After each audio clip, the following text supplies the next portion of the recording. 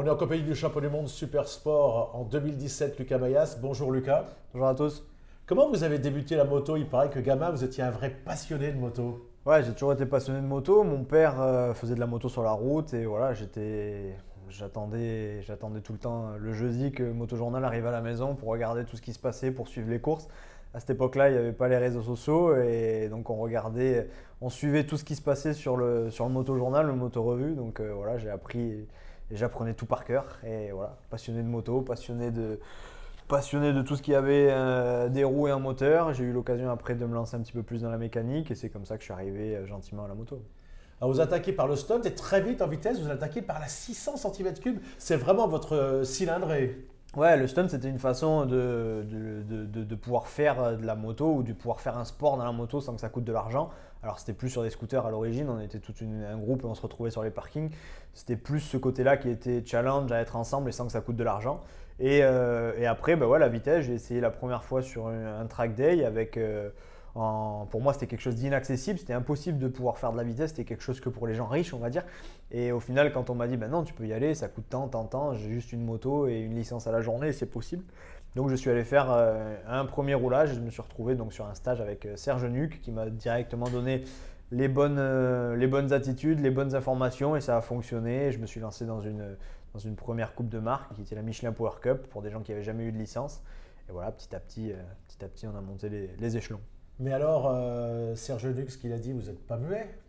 Non, je suis pas muet, je suis ni sourd, mais c'était une bonne façon au début d'écarter un peu le fait de devoir parler aux gens. Moi, j'étais dans ma campagne, j'étais jamais sorti de chez moi, j'étais jamais sorti plus loin que 100 km et là, me retrouver à faire des championnats de France, à voir plein de gens et à devoir parler à tout le monde, c'est quelque chose que j'aimais pas du tout. Donc, le fait d'être sourd et muet, c'était tranquille, personne ne me parlait, j'étais dans mon coin et c'était très bien.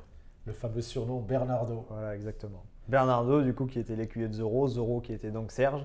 Et quand j'ai été titré en 2017, il est venu donc jusqu'au Qatar, habillé avec le costume de Bernardo pour dire que la boucle était bouclée et que c'était lui qui était devenu Bernardo. Excellent. Alors, peu de gens le savent, mais vous êtes mécanicien à la base. Oui, ben, j'étais pas très très bon à l'école. Enfin, j'avais surtout pas très envie d'être bon à l'école. Mais j'avais quand même. Je pouvais être bon si j'avais envie dans quelque chose qui me plaisait. Et quand j'ai eu l'occasion d'aller faire des études de mécanique, bah, ça a de suite fonctionné et ça me permettait, au fond de moi, de pouvoir faire de la moto tous les jours, toucher des motos et d'aller essayer des motos, de comprendre, de voir comment ça marchait. Et voilà, pour moi, je suis passé d'un niveau plus que moyen à l'école à excellent à l'école de mécanique. Donc voilà, la moto fait partie de moi et ça faisait déjà partie de moi à ce moment-là. Et de pouvoir essayer des motos tous les jours, que ce soit des 50, des plus grosses, c'était top. De tout, hein, vous faites de toutes les disciplines d'ailleurs. Ouais, je suis un vrai passionné de moto, j'aime la moto en règle générale, j'aime vraiment toutes les motos, il n'y a pas quelque chose que j'aime pas dans la moto. J'ai toujours ce besoin d'essayer, de voir ce que ça donne, j'ai toujours ce besoin de lâcher un embrayage tous les jours et de monter sur une moto, même si c'est pour en faire que 5 minutes, mais c'est un vrai besoin. Et je suis malheureux quand je suis blessé et que je ne peux pas faire de moto, c'est une vraie sensation de liberté. Et encore plus en vieillissant où j'ai vraiment envie de découvrir plein d'autres disciplines et de m'ouvrir à plein de choses parce qu'on a tendance à rester un peu cantonné dans sa discipline contractuellement mais aussi pour ne pas se blesser et le fait de vieillir et d'être un peu plus relâché, d'avoir un peu plus d'expérience me donne envie d'aller faire plein d'autres choses et plein d'autres courses. Vous êtes du Sud-Ouest, vous avez déjà fait du speedway? Alors j'ai fait du flat track mais j'ai pas fait de speedway. Par contre j'étais mécanicien pendant 1 an et demi de mon ancien patron qui lui s'est lancé là-dedans à faire du speedway. Donc j'ai bricolé les motos, j'ai mis du méthanol dans les motos, j'ai démarré les motos sur la béquille, j'ai fait les embrayages, ouais, je sais comment ça fonctionne.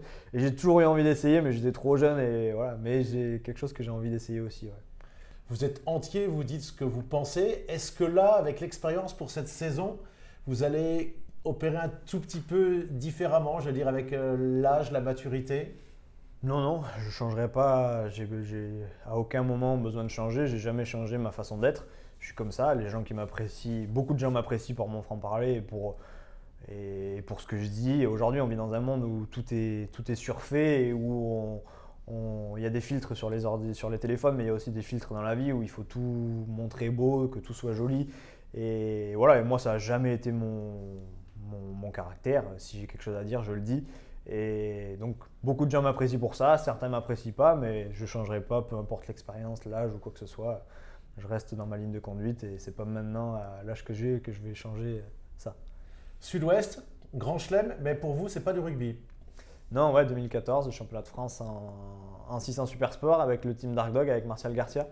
Et toutes les victoires. Première année dans ma carrière avec une vraie équipe, sur un vrai championnat complet, avec des vrais mécaniciens. Et voilà où j'ai commencé à apprendre ce que c'était de vraiment faire que de la moto, de se concentrer que sur la moto et non pas sur la mécanique, et non pas bricoler, et non pas arriver avec les cernes comme ça après avoir fait 10 heures de route. Donc voilà, première fois qu'on me donne ces opportunités-là, ça a fonctionné avec toutes les victoires, donc c'était un beau souvenir. Le titre 2017?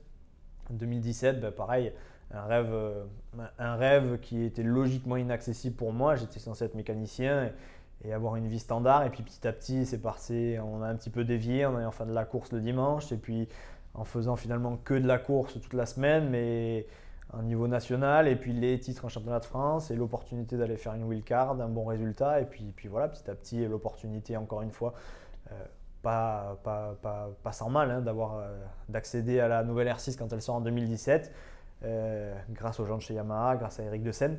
Et voilà, en leur promettant que si on me donnait encore une fois une bonne moto avec une bonne équipe, je pourrais faire quelque chose. Je leur ai promis que j'allais être champion du monde à la signature de ce contrat-là. Bon, je n'étais pas sûr à 100%, mais voilà, finalement c'est ce que j'ai fait. À la fin de l'année, j'avais rempli mon contrat. Il y a une année exceptionnelle pour moi et voilà, quelque chose qui restera gravé à vie dans ma tête. Bon, allez, parfait, merci. Merci.